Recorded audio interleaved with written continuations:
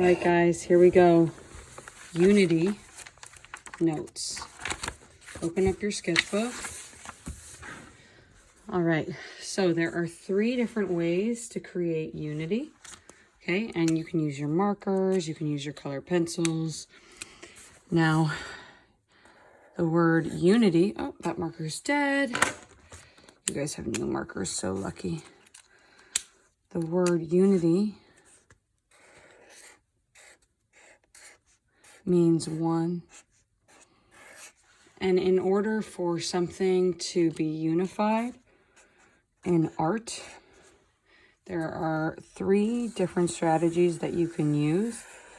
And I would like to give credit to Rosa, a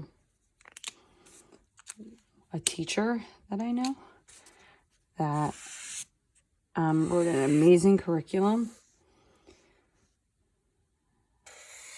So divide your page into 3.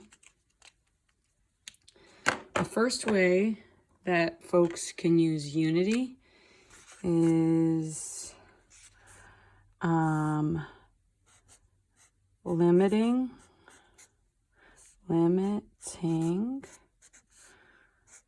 the color palette. That is one way to create unity. Okay. The second way is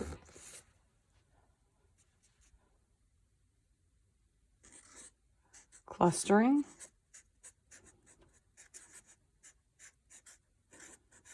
or grouping, putting things into groups. Right, same thing. Okay, and the third way is repetition. Repetition of similar shapes or any sort of visual motif, but for simplicity we'll say shapes, because I want you to create a composition where you have unity, right? Make sure you spelled it right. So unity is when everything in the work works together to create one. I'm giving that a little shadow. You don't have to do this. Unity. And the word unity means one. In order for something to be a work of art, it has to be unified. Okay?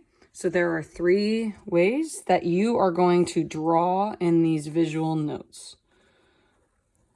Okay? So which one is the easiest to think about? Well, we just studied color, so let's talk about that. You can have all sorts of different color palettes. Color, you don't want to use every color in the rainbow. I mean, I like the idea of doing that, but if you want your art to be unified, you need to pick, different color palettes, right? So you can have a warm color palette.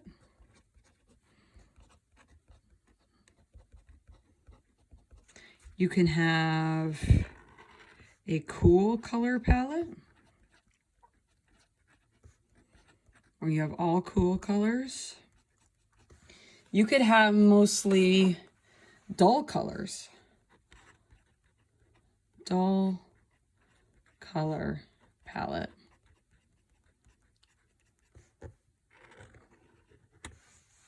Right? Or we could, do something, kind of different. Like you can have like your top 3, right? So you could kind of pick your own. Maybe there are some dominant colors that you're going to go ahead and use. And then let's just do another one. Right? And we'll kind of leave these as freebies, right? But limiting your color palette basically means that you're sticking to certain colors. So you can use your markers for this. I don't have your cool markers yet. Hopefully I'll get some. But here's some warm colors, for example. My yellows. Should have organized my colors before I started to film. right? Oh, I thought about another color palette you could have. You could have something called a monochromatic, and we'll talk more about that color palette, where it's all kind of like mostly one color. Okay, but that helps to create unity. So here we go. I have a bunch of some of the warmest colors I see, and I can go ahead and you do this with your markers, but just pretend that this is a composition and these are the colors that you're going to use. You can blend them together in any sort of way. But see, oh, look, I did it wrong. That's warm. It's okay, they're notes. Warm. I am not going to trip about this, and then this would be cool. You guys are like, what? That looks pretty hot to me. Why are you putting that in the cool color? Right, and you could go ahead, blend them together. I got some yellow orange, but that would be a warm color palette. Okay, really simple. Cool color, and this is how you would create unity, right? By just having these colors again and again. So here are my cool colors. Grabbing a bunch of my colder colors. All right, this green is kind of warm, so maybe I'll put it a little there. I don't want to confuse you guys. So here I have a bunch of my cool colors that I really should sharpen. Dark to light. Here's a lighter value blue. That was a darker value blue. Kind of blending those together. Again, you could do this with your markers. You can make this big. You could make this small. Your notes are kind of you do you. So those are all cool colors. Okay, cool colors. All right. Now, as far as a dull color palette, and green would also be a cool color, but I'm not seeing any sort of cool green. Here's a cooler green. Cooler green. Okay, dull colors, right? What we talked about last class, kind of like browns, you know. Maybe I would say maybe this purple is sort of dull, right? But dull colors are kind of like that. So that's sort of limiting the color palette. I got different kinds of browns. I don't see a gray. I would call white to be kind of like a dull. Maybe you have like some white blended on top of there. Ooh, that makes a cool skin tone. This is kind of dull. All right, so that's kind of like dull colors. So you're limiting your color to one thing. Monochromatic, just so you know, monochromatic means like all kind of one shade, all one color. So here are some examples. Like if I were to do all grays, right? That would be mostly monochromatic. So I actually have just gray markers with me. So like monochromatic would be if I just used one color, but different values of that color. Right? So it's going to feel connected because everything's kind of the same color. Like I don't have blues or anything to trip it up, right? But it's just grays, right? So that's kind of like one color palette, right? It's all just one color. Let's say I wanted to do a painting that was just mostly greens because I love green, right? Green is it can be cool, it can be warm because it's a secondary color. But if I limit my color palette to mostly greens, that's going to make everything kind of connected, right? So again, limiting the color palette, you know, you can have any sort of fun with your notes. You can highlight it, but limiting the color palette is one way to create unity, right? So everything kind of works together. All right, so you only pick certain colors. You only pick blues. You only pick or cools. You only pick warms. Maybe you're doing a monochromatic green painting, right? And you could have other colors, but it's mostly that's going to be dominant. Or maybe your painting's mostly grays or your painting's mostly browns. That is one way to create unity. So think about Van Gogh's Starry Night. It's mostly blues. It's That's why it's so unified. Okay, another way is to repeat, you know, similar shapes and do them again and again. So it makes me think back to our rhythm notes, you know, repetition. That is actually a way to create unity. So like, let's say I had a painting and I can make a little thumbnail right here, right? And maybe I'm using some rhythm, right? But I have like a big circle in the middle, right?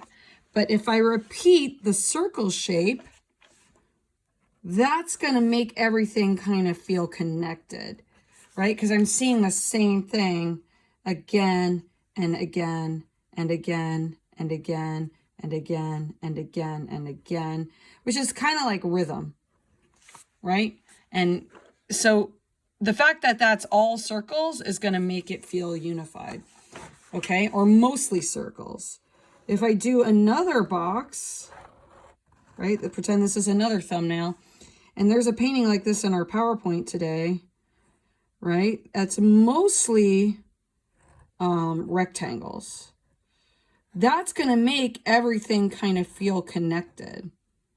The fact that I'm doing the same shapes again and again. So square, square, just like when we were doing rhythm, right? That helps everything to kind of connect, right? And again, you could do this. So, you know, you could do, and notice it's like geometric. What if we did a painting that was just organic shapes, right? So you do another box and maybe you're doing kind of flowing rhythm. Maybe you have, you know, like Georgia O'Keeffe, you have kind of like the inside of a flower, okay? And then you do flowing rhythm around that. Because I'm repeating these squiggly lines again and again and again. Maybe I want to put some circles in there again and again, but I'm repeating like circles and kind of like flowy lines. That makes it unified, right? If I'm doing like the same thing again and again and again, okay? Let's say I was to go more random, right? And things don't necessarily have a structure, but the fact that I'm using triangles and shapes that are kind of like pointy, again, it makes it a pattern, right? And it's repetition and it's rhythm, but it also makes everything feel like it goes together. And maybe I want to put in the background just a bunch of lines. If I bring those lines throughout the entire piece, everything is going to feel connected. So repeating the same thing again and again and again, whether it's wavy lines, straight lines and triangles, circles, all rectangles, will help to create unity, right? So again, we are repeating. It's called repetition. Repetition. Right? Creates, what? What's the word of the day? Creates, let me zoom in. You guys are like, I can't see. Unity. So let's go ahead and let's review what we just talked about. So we talked about learning the color palette. We talked about repetition. Well, let's limit the color palette here, right? So maybe I'm going to create like, maybe I'm just going to use like greens and this beige, right? And kind of like a dull thing. So maybe my color palette is more earthy. You know, I got more earth tones happening, right? And maybe I have this brown. I don't know. Okay, so maybe I use that for the triangle one, right? And let me lower this. And that, like, by limiting the color palette and repeating the squares, that is extra unified, right? So I could go ahead and go dark to light, or you could use your markers for this. And you can make these notes as big as you want. So I have brown here. In order to balance it, I'll have some brown here. But notice how it's all kind of like, I'm sticking just to these colors. I'm not going to go all crazy and try to use every single marker that I got in my bag. I'm going to limit it, Okay. And all these colors are sort of similar, right? Makes me think of earth, so maybe I'll put in some gray or some of my greeny color. Helps to create unity. Maybe I'm going to use some of my beige. Maybe I will have some beige here. All right, and it looks like I need some, I'm going to contrast it all with some dark green. It's okay if this kind of goes out that way, like it's cool. It does that a little here. I have these little cracks right here. Maybe I want to go through, put those cracks there. Okay, so again, yours doesn't need to be exact, but you're having like rectangle again and again, or maybe it's like square again and again and again. But you're showing you're using the same shape again and again. I already used that color. I'm not going to trip. Maybe now I want to do more beige. I feel like I need another color in my composition. So maybe I'll use this light brown and maybe this dark color, shake it up, have some value. But they're similar, right? Browns and browns and browns. Maybe I'll have this darker green. Wow, that's a dark value. In order to balance that, I'm going to go ahead and I'm going to put that there. Don't worry about it not being correctly. Ooh, it looks pretty when I blend. Maybe I'll add that there. Okay. So that is very much, this piece is very much unified. Okay, your color, your notes don't need to look the same, but you're repeating the same shapes again and again and again. Okay, so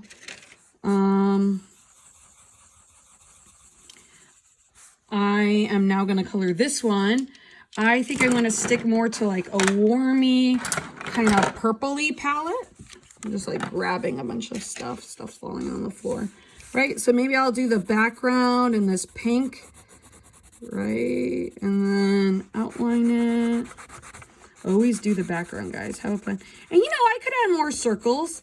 Now, I would love to see you guys do like a watercolor painting or something where you are, you know, creating unity and movement. Like that sounds super cool to me. And you could work on that tomorrow. Okay. So I'm using all the same colors. Maybe I want to do progressive rhythm where I go from like orange and then I slowly progress to a brighter red on the outside. You know, just kind of like thinking about how I can review all the other principles we're learning about. Maybe I want to darken the outside, do some blending.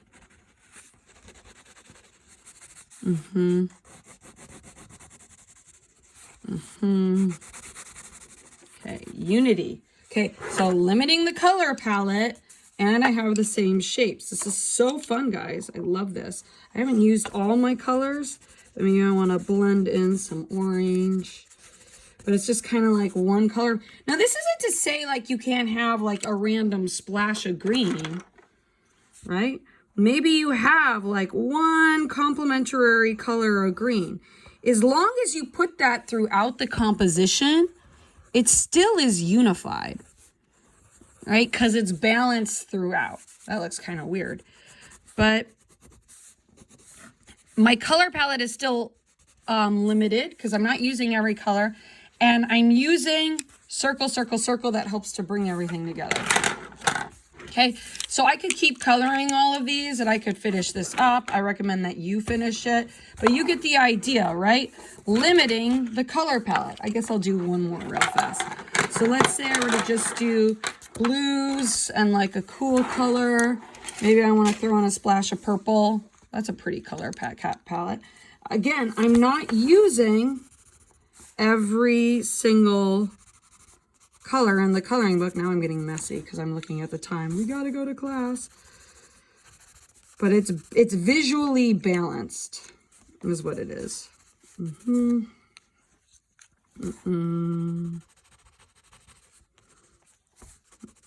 Right, I'm putting purple, purple here, purple there. And I lost my blue. I'm getting too excited, guys. Now my notes are getting messy. Are you going to get a bad grade because your notes are messy? No. Okay, no, you're showing that you understand unity happens when you repeat the same shape again and again and again, again and again and again, and you limit the color palette. Okay, so you could do as many of those as you want, please. But again, we are doing a page where we're showing 3 ways that we understand unity. Limiting the color palette, repetition of similar colors and shapes, and you can do little designs around it. This is your space. You're showing that you understand, right? Right? Okay, so last way is kind of grouping. Now, I don't know. I understand this whole like thing the best when I think of Vincent van Gogh. Right? Now, I don't have the Van Gogh painting in front of me, but if you remember, like Van Gogh's painting, right? He would have like a star kind of cluster, right? And then it would go out like so. And it's like kind of like, and then he would have other stars around, and they would all be kind of grouped together, right? And that's kind of just one group of stars. And you guys are like, girl, that does not look like Van Gogh. I know. Okay, but, and then maybe you're connecting everything and everything's kind of a group, right? So that's a group, okay?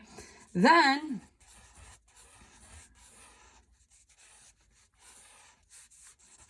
you would have another cluster, another group, right? And now think like it's similar, right? We're seeing like similar shapes, similar pattern.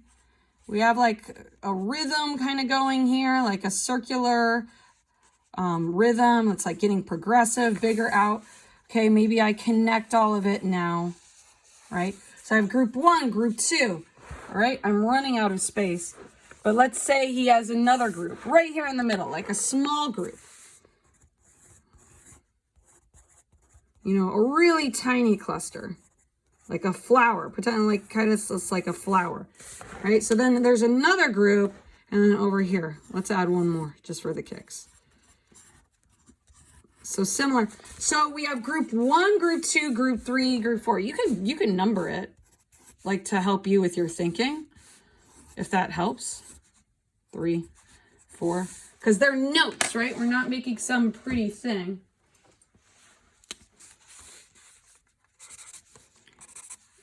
Oh, I lost my numbers. 2, 3, 4.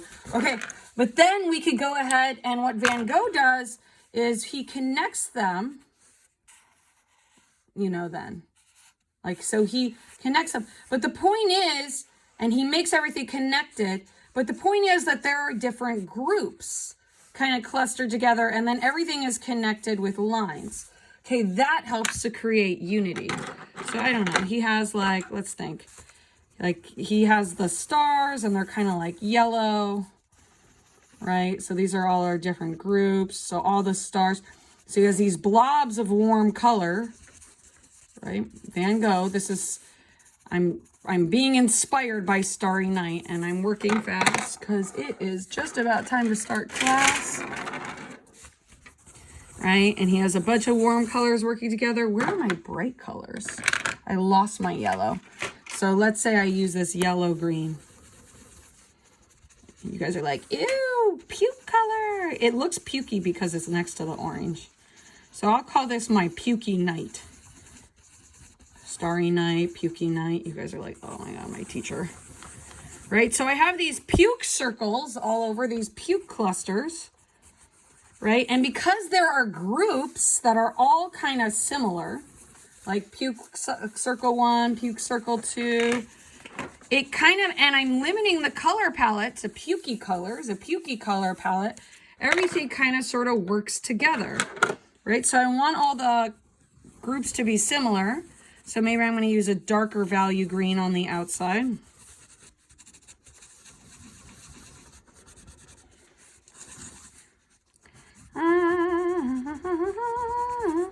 All right, so then I have these groups forming,